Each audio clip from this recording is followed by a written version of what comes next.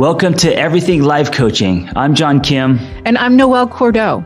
We are the founders of Lumia. And we're super passionate about all things coaching, and we want to share what we've learned from over a decade of coaching and training thousands of life coaches.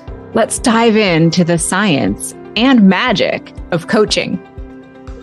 On today's episode, the topic is common mistakes life coaches make when using positive psychology, and also how to get it right. Yes. John, can we discuss your environment today? Yes, I am sitting cross-legged inside a minivan. First time doing a podcast in a minivan.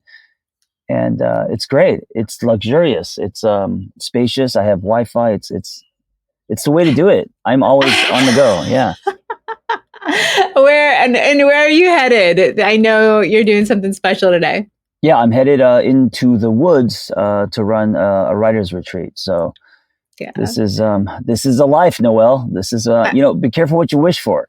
I mean, that's such a great, and I'm super bummed I couldn't make it. I wanted to go out to your retreat. I had a friend coming in for the weekend, but everybody who's joining you is in for a treat. And I think it's a good segue into our topic today, because when we work with people, we're responsible for, bringing them whatever set of interventions that we have, whether it's understanding how to write a book, get published, or understanding positive psychology, as the Lumia program is heavily grounded in positive psychology.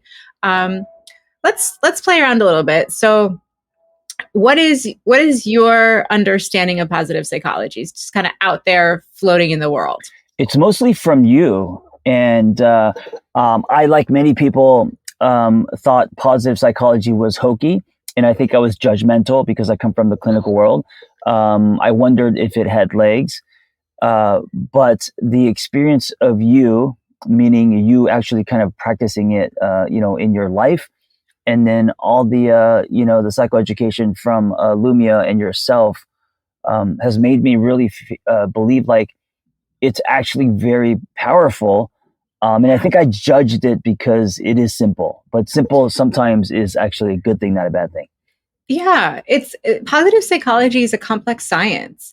And a great way to think about it is that the space of psychology as we know it, Freud, Jung, therapy, licensure, is all based on the science of what's wrong with you, disease, suffering. And positive psychology is newer. It really only started its empirical inception in the 90s with Martin Seligman out of Penn. But positive psychology is based on the science of what is right with you, what is going well. How do we help people to achieve flourishing? How do we help people to achieve in general, writ large? And because of that goal orientation, achievement focus, positive psychology is one of the cornerstones of coaching as we know it today. And I think the misconception about positive psychology is it's not like a forced or fake positive, right? It's not like, oh, I'm just going to champion you and be a cheerleader, because, that can be very slippery. It really is focusing on what is right with you, what is going well, that kind of stuff. So. Yeah. And leaning into and learning how to manipulate your brain chemistry based on the outcomes of all of the different flavors of positive emotion, from contentment to pride to mystery to awe to love. All of those are the flavors of positivity. One of the things that I think is another misconception is that positive psychology is not about just making you happy, because that would be a really narcissistic approach, and nobody's happy all the time. That's the other one, is that a lot of people think positive psychology is kind of selfish because it's about just you being happy. Yeah, it's not.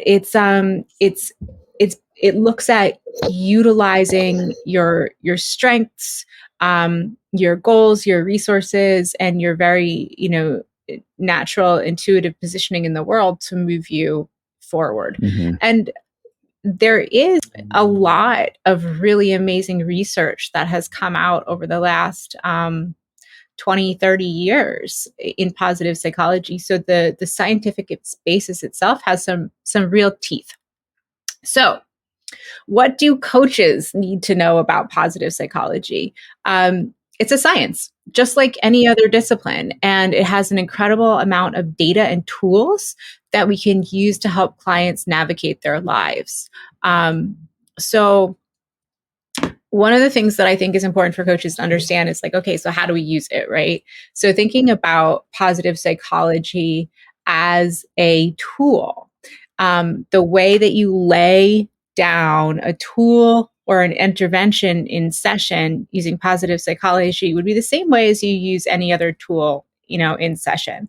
Have you ever used a balance wheel in session with a client, or are there any tools that you use regularly? Is the balance wheel like an emotional spectrum thing? I think I've used one of those. Balance wheel is it's a circle, and it has all the different parts of your life, like your family, your friends, your job, your relationships, and you ask your client to draw a line to say, how satisfied they are in each of those lives or parts of their lives. No, I have not used that. I've done a lot of work in family systems where we kind of explore the family tree, where things come from, all of that. But no, I've not used the wheel, the life wheel. The wheel. Okay. So it's kind of similar to what you're talking about. If we were going to use an applied positive psychology intervention, it would be the same setup. It wouldn't be from the perspective of giving advice or saying, this is how you're going to live, or this is what you're going to do. But it would be, hey, I have this tool, data set, intervention, piece of science that I think would be really helpful for you. Would you like to hear about it? Would you like to learn it? And then the client has to say yes, no,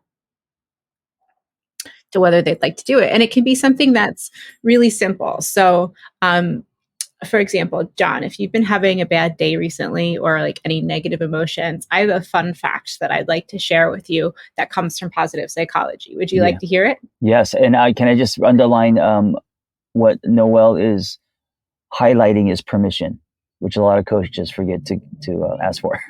Yeah. So John said yes. And this is actually one of my favorite fun facts in positive psychology. It is impossible to experience a negative emotion and a positive emotion at the same time. Right. And so if you're noticing that your thoughts are skewing towards the negative and you want to change your emotional experience, you can get a set of positive thoughts, memories, even pictures of loved ones, and have them stored with you kind of as like this little cheat sheet set so that you can hit your brain with positive experiences and change your mental outlook. It's really effective. Why do you think that generally we default to the negative, the whole negativity bias? Why are we always looking at what we don't have and what's wrong? I struggle with this instead of really valuing and seeing, the good. I mean, because we weren't born like that. Yeah, two culprits, evolution and capitalism. Capitalism for right? sure. Yeah, billboards and evolution is the reason we look to the negative is because our brain is always trying to protect us from stuff that'll kill us. But in 2023, most of the things that really disturb us or bother us or disappoint us aren't actually going to kill us. But back in kind of like the caveman days, they probably would. And so that's where our brains developed this tendency to go there. And then in modern life, capitalism is always trying to tell you what's wrong with you so that you buy something. Right. and that's one of the major culprits. 100%. All of this work around positive emotions and using them as strengths comes from a series of theories that have been published in the NIH, the National Institute of Health. One of my faves comes from Barbara Fredrickson, and it's called the Broaden-And-Build theory. And this is an example of the type of information that we can share with our clients. So I gave you the setup of, all right, well, we can't experience a positive emotion and a negative emotion at the same time. And we can swap out our set of positive emotions in order to manipulate our experience. But there's actually a really cool science behind why that's important and what the actual outcomes are, right? So when we're working with our clients, obviously they want to accomplish a goal, but the work of coaching really does impact your whole life. And not a lot of people think about enacting positive emotions as part of their everyday experience. But what we know from the science of positive psychology is that it gives you tremendous health outcomes. So let me look them up. So positive emotions help you see things from a broader perspective. It's the bird's eye view. Right. And they also help you to enhance your coordination, your communication skills, and they improve cardiovascular functioning of your heart just as much as exercise does. Wow, really? And so, Just feeling positive. Interesting. Yeah. So negative emotions cause cardiovascular distress, and positive emotions actually repair the tears. Noelle, why am I doing burpees? I should just focus on feeling better and exuding positive emotions instead of breaking tremendous sweat every day. I mean, I think actually the workout produces positive feelings. So I mean, it does. Yeah. And the positive emotions are going to increase your coordination and balance too. Yeah. And this is one of the things that I think about, especially for an aging population, is that we know that experiencing joy, positivity, all of these feel-good hormones increases your coordination, increases your mobility, increases the capacity of your heart to function, and increases your cognitive capacity to generate new ideas. Yeah. And so when we're working with clients to do all of this stuff, it really bolsters their capacity to accomplish their goals. Okay. So another thing that we have to be aware of in terms of what not to do with positive psychology is this idea of toxic positivity. Yeah, have you heard that term? Yes, this is what I'm talking about. This is why positive psychology gets a bad rap. It's that kind of fake, you can do it. You got this. I believe in you. And it's like, well, you don't even know me. I don't care. I believe in you. I'm supposed to say this. This is going to help you, Yeah. Or even age old, well, not age old, but stemming from the World War II era, tropes and catchphrases like keep calm and carry on. And don't worry, be happy. Yeah. And I love the Beach Boys just as much as anybody else. But the reality of working with positive psychology is that it doesn't replace real problems in your life. And it makes the client feel dismissed or unheard. It kind of minimizes what they're going through. Yes, absolutely. And in coaching specifically, there's a reason why there's a whole technique set called clear and vent.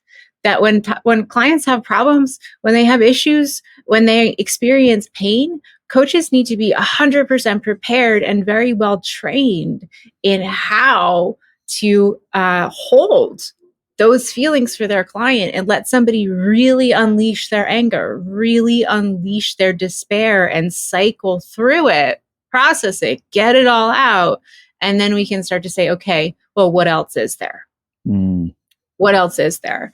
And oftentimes in the space of what else is there, we can begin to find the kernels of positivity. Yeah. So like if you're having a shit day and I were to say, well, what else is there? I might ask you about your toys, your motorcycles, and I might ask you about your kid, or I might ask you about the way that you savor a hot cup of coffee, or the sunsets or the sky, or your partner, and try to draw in lots of different experiences that will also allow you to anchor to bright spots in your life. Yeah, I love this. I talk about focusing on what you already have that is not dependent on someone's yes or no. And I feel like I've focused most of my life on someone's yes or no, hugged my happiness on that, got the no, and then, was miserable because of that. So yeah, the practice of, I call it nectar, the practice of what else is there that you're not, paying attention to. Yeah. And it has to do with looking up and out. And that's where we Mhm. start to kind of, build in this resource set. Another theory that dovetails really beautifully with positive psychology is life design theory out of Stanford. Mhm. And that concept rolls with the idea that at any given time, there are 5 to 7 paths available to you, and every single one of them is good. So, Mhm. what you were describing and like holding in your mind's eye this one thing that had to happen, and if it didn't happen, all is lost.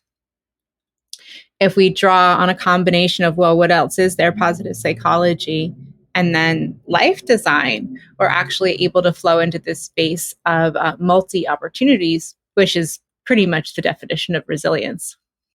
Mm. How do you think that your life would change if at every moment you were able to self actualize that whatever was in front of you was just one of 5 to 7 paths available and that they were all good? Yeah, I mean, it's instantly empowering because you feel like you have choices. I think what gets people into the trenches is feeling like they don't have choices, and now they're in a prison and they're stuck and there's no way out. So just knowing that there's 5 to 7 paths, there's hope in that already baked in. Yeah, I totally agree. So let's just roll through. I have a list of goals here for positive psychology and coaching. And remember, we're using positive psychology as a supplement Hmm. to whatever our clients' goals are. We're using it as a tool to draw out from the client, well, what else is there, so that they're not getting stuck in their negative emotions after they have a chance to really process, clear, and vent. And what we do is that we want to help people increase their experience of positive emotions. So just, what we know from the Broaden-And-Build theory is that the more positive emotions you experience, the more of a positive outlook you're going to have in life. And then being able to identify and develop their strengths and talents, building a sense of hope and belief, introducing and nurturing the power of gratitude. This is something that you've been doing for a long time, John. How has gratitude practice changed your life? Yeah, I mean, this is huge. This is a giant leg as far as the to hang your mental health on. I didn't practice gratitude much for most of my life, but I think in the last 10 years, really practicing it, not just kind of reading off a list, has made me Oh, um, yeah. just kind of, it's made me happier. It's made me happier. It takes time though. It's not like you're going to practice gratitude over the weekend and by Monday you're going to be happy, but slowly training yourself, going back to, seeing what is good instead of naturally defaulting to what is bad and lacking. That is the exact definition of how it works to induce positive emotions. It's like Mhm. it is a practice. Gratitude is just one of them. And if you do it consistently over time, you're actually going to change your brain chemistry and Yeah. be able to transition your thoughts from positive to negative. And then this bleeds into everything else. One of the outcomes of working with emotions in this way is helping the client build and maintain positive relationships Mhm. and learning how to savor and build a relationship with positivity and contentment, which I don't think a lot of people think about in terms of how we actually have to build the relationship itself Mhm. with the question, what else is there? What else is positive in my life? What else can I sink into right now? Um, I think a lot of people are struggling right now, and this might be a very important time to reintroduce these practices to society. Yeah, I think it's timely, and I think the thing to really remind people is that it is a practice. Like put it, it has to be part of your daily ritual. It can't be something that you just do when you feel down.